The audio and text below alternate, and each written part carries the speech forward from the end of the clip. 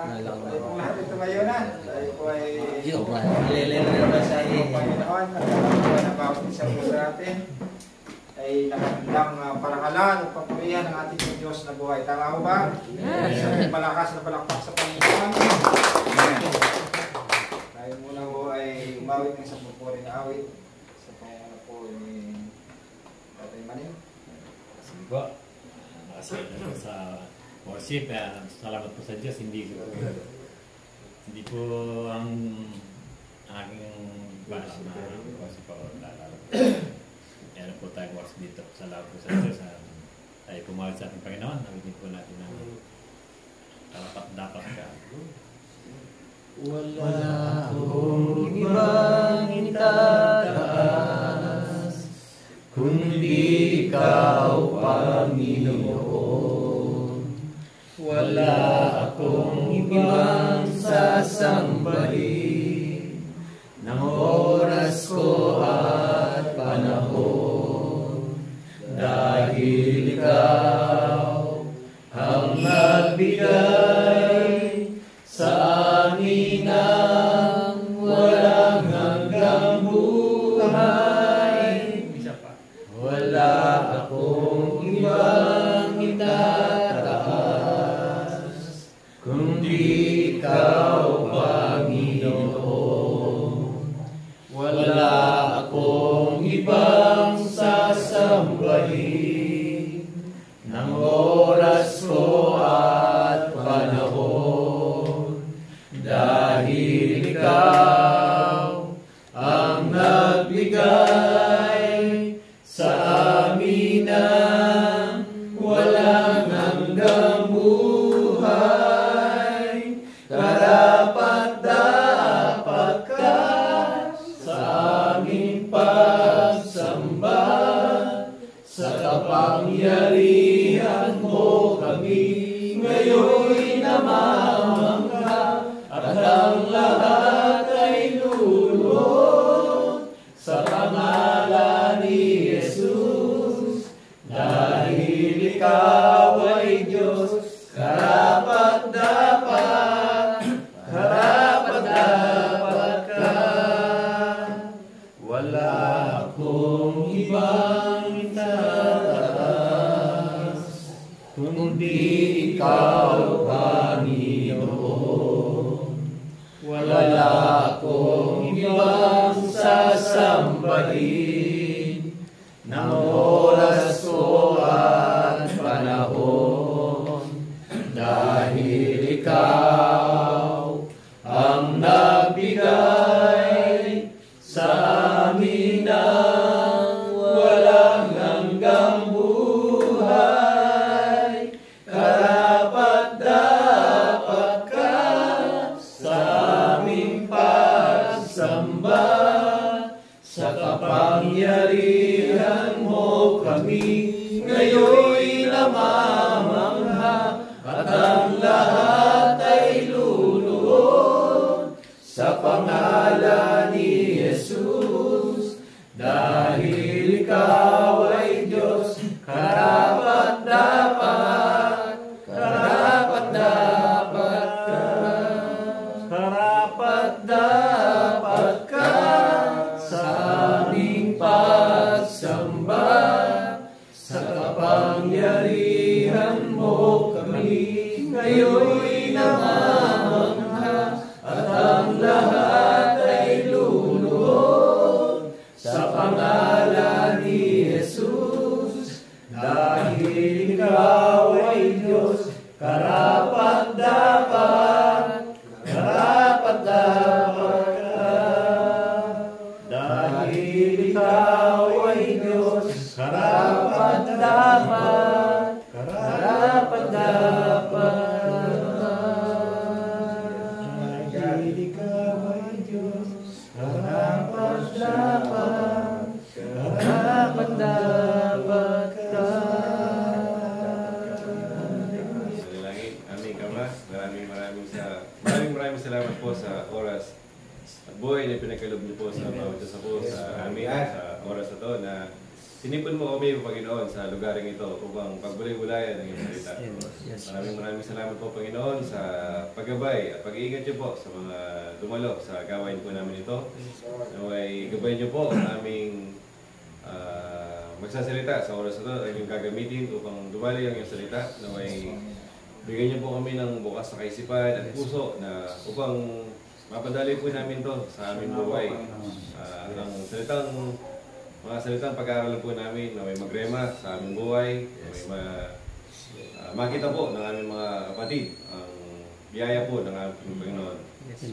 Naway naangkin po namin ang katagumpayan po ng gawain ito at ilayin niyo po kami, iwaksin niyo po ang lahat ng mga kaaway na gagambala po sa aming gawain. Loobin niyo po kami ng banal na spirito, ang aming gawain at naway tagumpayan ang mangyari. At sa pangalan mo, Panginoon, sa iyo po namin ibinabalik ang pinakamataas na puri pagsamba. Sa pangalan ng Panginoon Jesus. Amen. Salamat po. Panginoon. Ngayon po tayo po dadako po sa mga balik po ng kapurihan. Paano po ang Diyos po ay namin siya na magpalaw sa atin sa buong araw po ito. At ang tatawagin ko po ay yung mga hindi po nakatingin sa akin. Hindi na ako.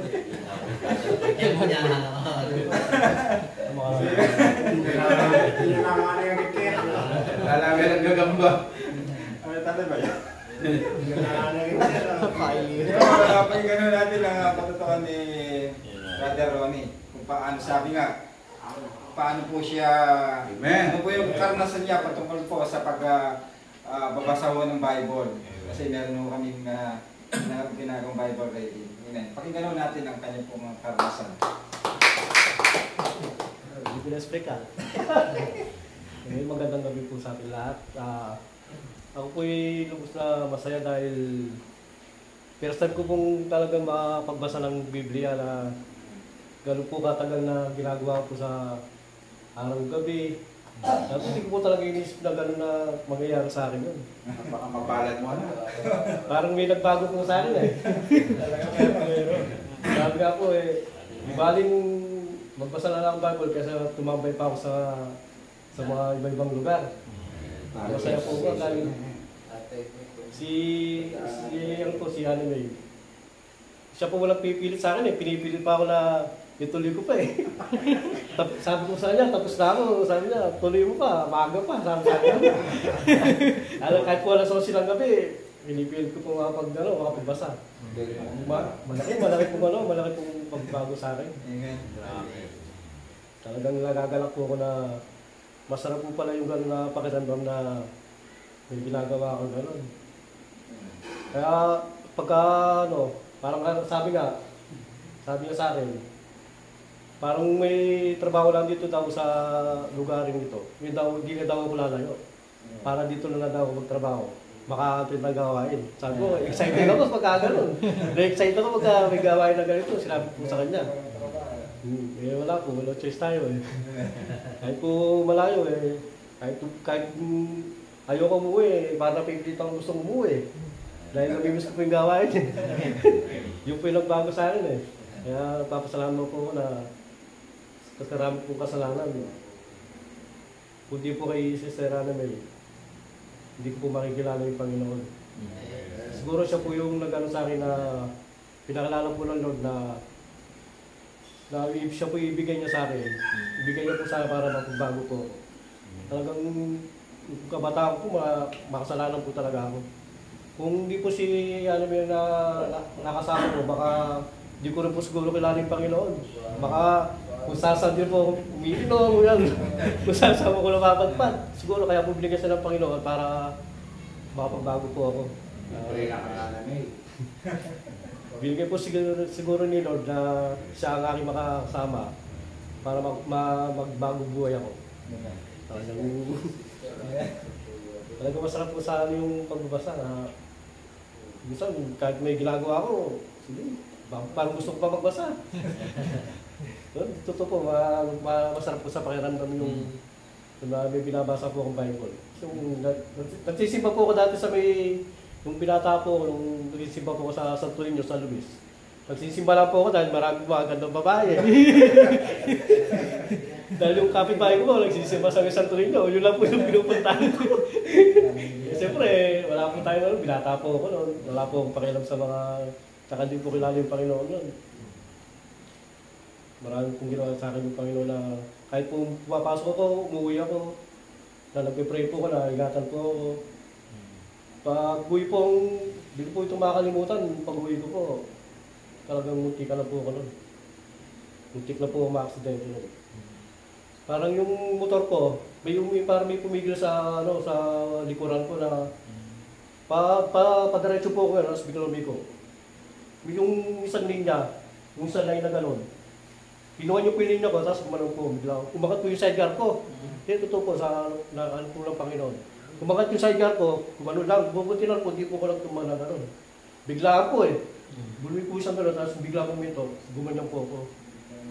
Talagang kinabahan ako, hindi ko alam kung nagpasalamat na lang po ako sa Panginoon na buti nga po, wala po kasalubong. Kung meron, sigurado, sasalpo ko doon sa kabilang nakakasalubong. Sabi ko nga, buti na lang po, wala po kasalubong. Kinabahan ko, sabi ko sa Panginoon, pagbalik ko sa trabaho. Salamat po lang, hiningatan niyo po ako. Talagang napakabuti ko talaga. Siya lang po siya lang po talaga inaalala ko, papasok, uuwi. Sa kanya lang po talaga ako tumatawag. Wala po, maraming salamat. Salamat po sa ating future pastor. Pamigila yung kwento ngayon. Buli ko na yung shirt eh, kaso makabaway ito, boto, lumatawag. Isa pa rin po pakinggan naman natin sa kanyang karanasan sa patungkol po sa pagbasa ng Bible. Ngayon alam ko po ito po ay handang-handa rin na magbabalik ko ng papuri sa Diyos sa kanyang karanasan sa pagbasa ng Bible.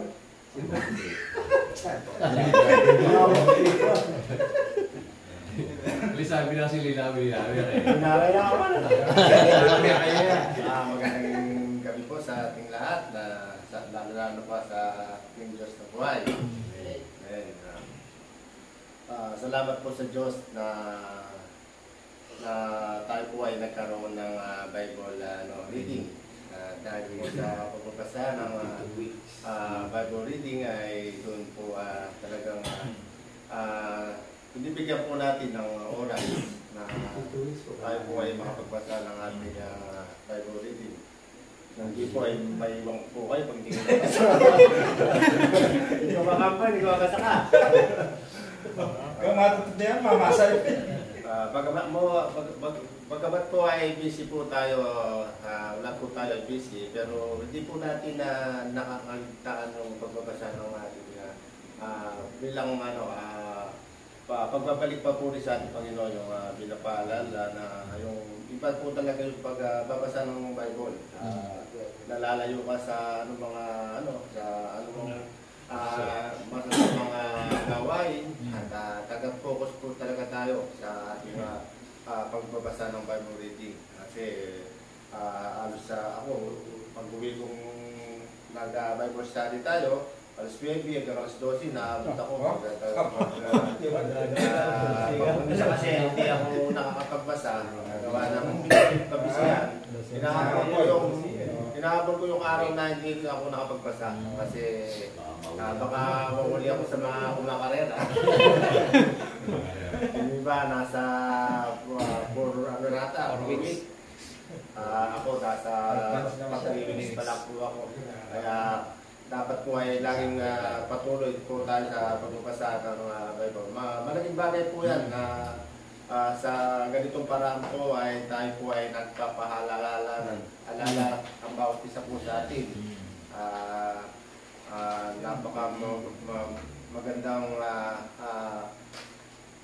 ginagawa po natin ngayong year na 2025. Ito lang po masasabi ko, basta po tayo, patuloy lang po tayo sa pagbabasa ng Bible. At hindi naman po kalugihan sa atin ang ating ginagawa. Hindi kalugod-lugod po sa ating Panginoon. Yun lang po at magandang Sa Diyos na po ako. Amen. Sa ating kapatid at sa inyong pong mga patutok, karnasan sa pagbasa po ng Bible. Amen. At tayo pong lahat, alam ko po na tayo pong lahat ay may karanasan sa pagbabasang ganyan. Ano? At yan po ay napakalaking benepisyo sa atin bilang mga mananampalataya. Di ba ba? Kumbaga, una sa lahat ay tayo po ay nakakasunod. Di ba ba sa inuutos sa atin ng ating Panginoon na gawin natin kaligtaan nito na pagbulayan yung kanyang pong yung kanyang banal na kasulatan. Kaya at naniniwala din po tayo na yan po ay pagkain po ng ating pong mga spiritual na buhay. Di ba? Kaya yan po ay wag po natin dapat kaligtaan. Baga, hindi tayo nagbabasa dahil doon sa premyo na nakandaan nila.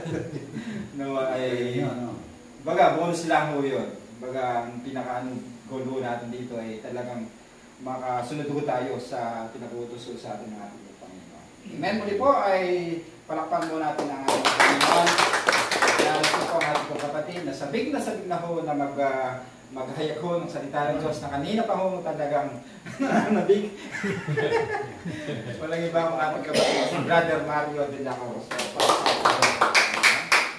Amen. Puri po ang ating Panginoon sa nabuhay na po ng bawat isa na handang makinig ng kanyang mga salita. Amen. Amen. Salamat po sa inyong lahat at patuloy kayo tumutugon sa panawagan po ng ating Panginoon. Mga ganito po kasing bagay ay tayo po ay nagpapalakasan sa isa't isa. Kumbaga, hindi lamang po kami ang lumalakas o kayo, lahat po tayo ay lumalakas po sa pananampalataya. Patuloy po tayo nag-aaral sa salita po ng ating Panginoon. Ito po makikita kung paano po tayo sumampalataya sa ating Panginoon. Na dapat po ang lahat ng ating pong mga ginagawa ay para lamang po sa ating Panginoon. Amen? Amen. Amen. At sige po. At tayo po ay magpapanimula na sa salita po ng ating Panginoon. Samahan niyo po ako dito sa Santiago 2. 14. Dito po ang pamagat po nito ay yung pananampalataya at mga ginawa. Ito po kasi ay batay po sa atin pong nagiging pinag-uusapan, lalo na pagka sa panahon ito na ating pong napag-usapan. Tungkol po sa pagbabasa ng ating pong Biblia o ng salita po ng ating Panginoon. Amen? Po, at akin na po babasahin Santiago 1, ay Santiago 2:14. 2:14. Santiago. Ang magpalataya at mga gawa. Amen? Mga kapatid, ano ang pakinabang kung sabihin ng isang tao na siya'y may pananampalataya, ngunit hindi naman niya ito pinapatunayan sa gawa? May liligtas ba siya ng ganoong uri ng pananampalataya? 15. Halimbawa, may isang kapatid na walang maiso at walang makain. 16. Kung sabihin ninyo sa kanya, patnubayan ka nawa ng Diyos, magbihis ka at magpakabusog, ngunit hindi naman ninyo siya binibigyan ng kanyang kailangan, anong silbi niyon? 17. Gayon din naman, patay ang pananampalatayang walang kalakip na gawa. 18. May nagsasabi, may pananampalataya ka at may gawa naman ako. Ipakita mo sa akin kung paano maaaring magkaroon ng pananampalatayang walang mga gawa. At ipapakita ko naman sa iyo ang aking pananampalataya sa pamamagitan ng aking mga gawa. 19. Sumasampalataya ka na may Diyos at ay isa. Sumasampalataya ka na ang Diyos ay isa. Diba? Mabuti naman. Ang mga demonyo man ay sumasampalataya rin at nanginginig pa. 20. Isa kang hangal, nais mo pa bang patunayan ko sa iyo na walang kabuluhan ang pananampalatayang walang kasamang gawa? 21. Hindi ba't ang ating amang si Abraham ay itinuring ng Diyos na matuwid dahil sa kanyang mga gawa nang iandog niya sa dampana ang anak niyang si Isaac. Dito makikita mong magkalakip ang kanyang pananampalataya at mga gawa at naging ganap ang kanyang pananampalataya dahil sa kanyang mga gawa. Natupad ang sinasabi ng kasulatan ni Abraham at ay sumampalataya sa Diyos at dahil dito siya itinuring ng Diyos bilang matuwid at tinawag siyang kaibigan ng Diyos. Diyan ninyo makikita na itinuturing ng Diyos ang isang tao dahil sa kanyang mga gawa at hindi dahil sa panampalataya lamang. Gayon din naman si Rahab, ang babaeng nagbebenta ng aliw. Pinatuloy niya ang mga espiya ng Israel at itinuro pa sa kanila ang ibang daan upang sila'y makatakas. Dahil sa ginawa niyang iyon, siya itinuring na matuwid. Patay ang katawang walang espiritu, gayon din naman patay ang pananampalatayang walang kasamang gawa. Tulad halimbawa po, nung ako po ay nagsasabi mo, hindi pa kumilala o hindi ko pa kilala ang ating pong Panginoon, na nandun talagang nagtatrabaho ako, buong linggo, 6 na araw. Oo nga, sige, dapat natin ginagawa, di po ba? Magtrabaho tayo sa loob ng 6 na araw. Ang ikapitong araw ay ipangilin natin. Di po ba? Ngunit ako, nung hindi ako kumikilala sa ating pong Panginoon at hindi ko pa alam ang kanyang mga salita, ginagawa ko po, 6 na araw ako nagtatrabaho. Pagdating ng ikapitong araw, nag-iinom, naglalasing, naghahanap ng kasiyahan na panandalian lamang, naghahanap ng ligaya ng makamundo or sabihin po natin makalamang kaligayahan. Ngunit pagdating po ng panahon na nagawa mo na yung gusto mong gawin at natapos na yung sinasabi na nakipag-inuman ka na, nalasing ka na, pagkatapos anong nararamdaman? Sakit ng ulo, sakit ng bulsa, at sakit ng katawan. At higit sa lahat, yung pamilya mo, galit pa sa'yo. Kupit lang pa rin kasi Ron. Oh, tama po yun. Marami po ang nangyayaring ganun. Siyempre, salo Diba? na ka. Hindi man basag ang mga plato, mga kasirola daw ang nayuyupi. Di po ba? Dahil sa ginagawa natin, na ika nga po yung makamundo, na pangmagawain. Yun po kasi yung nakasanayan natin dahil hindi pa po natin alam ang salita po ng ating pong Panginoon. Ngunit ngayon, nandito po tayo, nagbubulay na salita po ng ating pong Panginoon. Sumasampalataya po tayo sa ating pong Panginoon na siya'y buhay, makapangyarihan, at siyang nagbibigay ng lahat ng bagay na kailangan po natin. Basta't sabi nga po, hingin po natin sa Kanya ang anuman ang kailangan natin ng may pasasalamat. Ang kinina po natin ay pinagkaloob ng ating po Panginoon, anuman ang ating hinihingi. Basta't sabi nga po na manalangin tayong may pasasalamat. Kumbaga, ang lahat ng salita po ng ating po Panginoon, pilitin po natin ito na ito'y matupad po natin. Sa ganon, sabi nga po, sasagana at giginhawa ang ating pong pamumuhay. Hindi man po sa pinansyal na bagay, pero sa spiritual na buhay, doon po tayo. Amen? Doon po kasi sa salita ng ating pong Panginoon, tayo po ay lumalakas. Nadadagdagan ang kaalaman po natin, bukol po sa kanyang mga salita. Lubos po natin siyang nakikilala. Amen? Lalo po tayong lumalalim sa pagkakakilala sa Kanya. Dahil sa pagbabasa po ng ating ng salita po ng ating pong Panginoon. Amen? Tulad ni bro, sabi nga na excited siya palagi pagka siya nagbabasa ng Biblia. Di po ba? Tapos, ano po ba? Kahit na may trabaho siya. Di ba? Pinapaliban niya ang trabaho niya para may pagpatuloy lang ang pagbabasa ng Biblia. Dahil yun po ang utos ng ating pong Panginoon. Yun po yung pagsunod sa ating pong Panginoon, sa utos po ng ating pong Panginoon. Yun po yung sinasabi na may pananampalataya na may kalakip na gawa dahil ginagawa natin ang kalooban po ng ating pong Panginoon. Amen?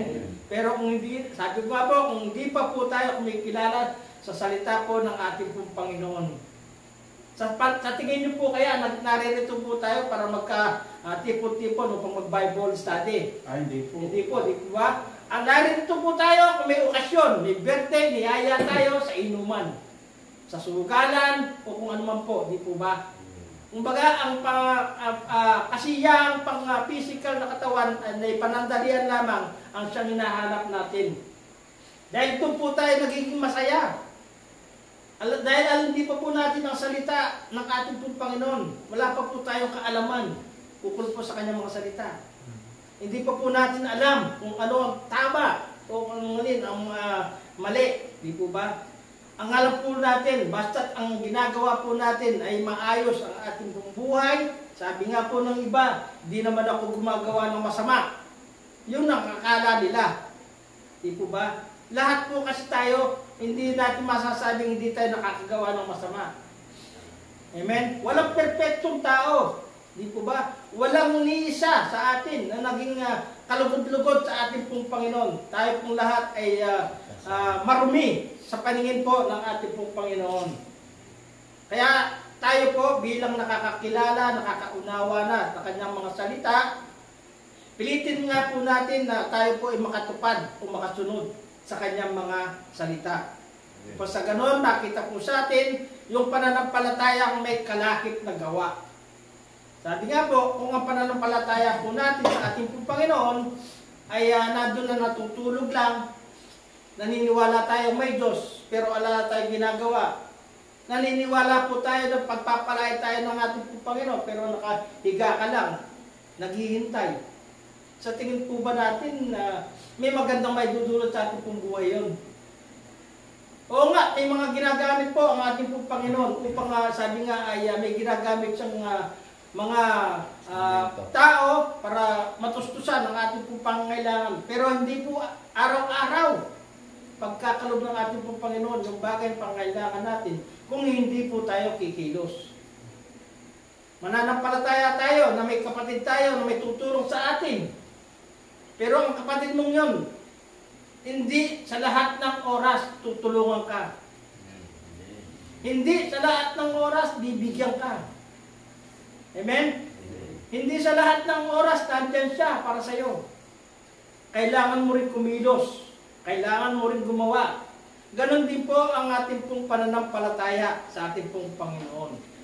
Dapat po, sumampalataya po tayo, ang kinin po natin at tayo po ay gumawa. Pasalamatan natin anuman ang ating tinatanggap sa ating pong Panginoon. Anuman ang ating pong ginagawa, lagi isang guni po natin dyan sa ating pong Panginoon. Sa ganon, lahat po ng ating ginagawa ay tayo po ay magtatagumpay sa pangalan po ng ating pong Panginoong Yesus. Amen? Ay nadagdagan ang kalaman ukol po sa salita po ng ating Panginoon. Bagamat maiksi lamang po yung oras na aking inilaan upang ipahayag ang salita po ng ating pong Panginoon, alam ko naman po na nagkaroon kayo ng kaunting kaalaman ukol po sa ating pong Panginoon. Amen? Maraming pong salamat at sa Diyos na po ang papuri. Kaya pa ba po? Ito makakaya. Sigurado ka ha? Sabi nga po, maganda. Salamat po sa salita po ng Diyos na ating po napagdulayan. Amen. Kaya nga po napakaganda po ito at natin po yun na ang tunay po talaga yung ating pananampalataya ay talagang meron mo talagang gawa. Amen. Amen. Kasi yung ating pong tinanggap ay espiritu po ng Diyos. At ang bunga ng espiritu, alam naman po natin yan ay iba kung sino po yung nakamemorize. Siya mo yan. Amen. Kaya kung pag talagang totoo yung pananampalataya ho natin, hindi ho pwedeng wala ho tayong gawa. Amen. Kaya salamat po sa Panginoon sa ating pong napakinggan na kung saan ito po ay nagpaalala po sa atin ng sa ganon ay yung ating pong pananampalataya ay tunay nga po na lalakipan po talaga natin ng gawa. So, kaya na hindi sa pamagitan po natin, kundi ito'y gawa pa rin ng Diyos na tayo po ay ginagamit na daluyan ng instrumento ng kanya pong mabuting gawa. Amen? At tayo po lahat ito ngayon na. Salamat po. Salamat po. Sa bawat isa, tayo po ay pangunahon ni Brother Alvin sa Pangulang Panalangin. Ayos mo na po tayo. Hindi sa ating Panginoon ay salamat po tayo. Salamat po, Panginoon. Salamat po sa iyo sa kabutihan mo. Salamat po, O Jesus, sa iyong pagmamahal kahit na ang iyong buhay sa amin ay alay.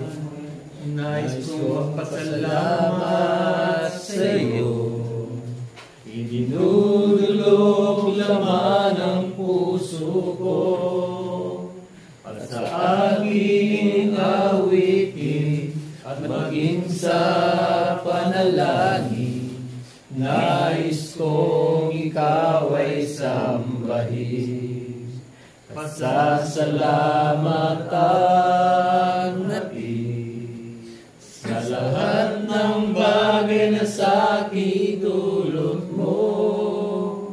Sa buhay, kalakasan, at maging sa tagumpay. Salamat po sa iyo. Salamat po sa iyo sa kabutihan mo. Salamat po, O Jesus, sa iyong pagmamahal kahit na ang iyong buhay sa amin ay alay. Salamat po, salamat po, salamat po sa iyo, Jesus. Hallelujah. Panginoon Diyos na nasa langit, patuloy po kaming nagpupuri, nagpapasalamat o Diyos sa gabi pong ito. Salamat o Diyos sa iyong banal na Espiritu na siyang malayang nakakilos sa buhay ng bawat sa amin. Salamat Ama sa iyong mga salita, Panginoon, na aming napakinggan, Panginoon. Patungkol o Diyos sa pananampalatayang may kalakip na gawa o Diyos. Salamat o Diyos na wa'y magrema sa aming mga buhay, Panginoon. Patuloy o Diyos, lagi maiti mo sa aming puso sa bawat salita na amin pong tinatanggap sa aming mga buhay. Salamat po Ama sa lingkod na ginamit, Panginoon, sa gabing ito kay Paring Mario. Yes, Diyos, iba yung kalakasan, iba yung pagpapala, at siyang ipadali mo sa kanya pong buhay, kasama ng kanyang pong pamilya. Buong sambay ang Panginoon, tuloy-tuloy mo, Diyos, magamit ang kanya pong buhay sa iyong ministeryo. At sa buhay ng bawat isa, Panginoon, na patuloy na walang sawang sumusuport sa mga gawain, Panginoon. Dalayan ko sa buhay ng bawat isa, Panginoon. Iba yung kalakasan, iba yung pagpapala, Panginoon. Ang patuloy pagkaloob sa buhay ng bawat isa, O God. Lalong-lalo, Diyos, sa taanang ito na ginamit mo upang idaos ang gawain kay Brother Japs Taragnes, Panginoon. I-bless mo, Diyos, ang lapong buhay, kasama ng kanyang buong pamilya, buong sambayan, Panginoon. Patuloy, O Diyos, ang lapong buhay, tuloy-tuloy mo silang gamitin sa iyo pong ministeryo. Salamat, O Diyos, naging maayos, matagumpay, Panginoon, ang gawain mo dahil sa tulong at pangunguna mo, God. Salamat, O Panginoong Diyos, sa gabi pong ito. Binabalik namin sa iyo ang lahat ng papuri, lahat ng parangal sa iyo lamang sa tanging pangalan ni Jesus. Amen.